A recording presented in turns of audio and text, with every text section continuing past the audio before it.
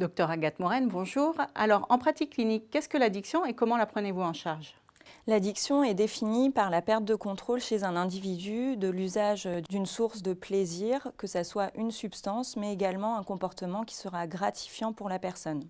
Cela est lié au dysfonctionnement du système de contrôle de l'individu qui ne pourra plus réguler son usage en fonction de son environnement ou de ses valeurs personnelles.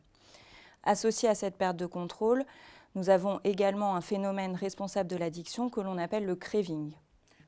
Alors, qu'est-ce que le craving et comment le prenez-vous en charge? Le craving est défini par l'envie irrépressible de consommer alors qu'on ne le veut pas. C'est un phénomène qui est durable et variable dans le temps et qui va être responsable des rechutes chez les patients ayant une addiction.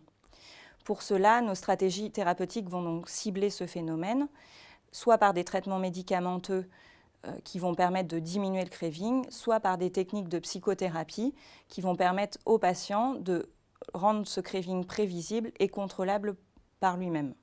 Y a-t-il d'autres prises en charge? Il y a également d'autres prises en charge puisque le craving est également responsable d'une souffrance chez le sujet, ce qui va engendrer des mécanismes de défense tels que le déni des consommations.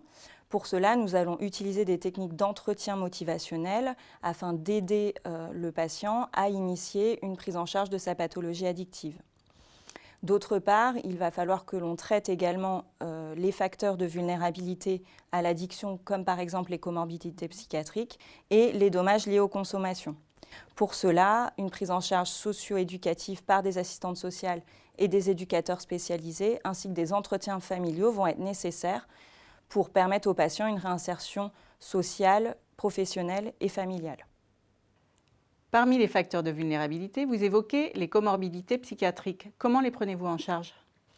Afin d'orienter nos stratégies thérapeutiques, nous allons retracer l'histoire de l'apparition des consommations et des troubles psychiatriques pour chaque patient, afin de déterminer si le trouble psychiatrique précède ou non l'addiction. Si le trouble psychiatrique précède l'usage des substances ou le comportement addictif, le traitement de ce trouble va être le traitement classique des troubles psychiatriques, type antidépresseur, thymorégulateur ou antipsychotique.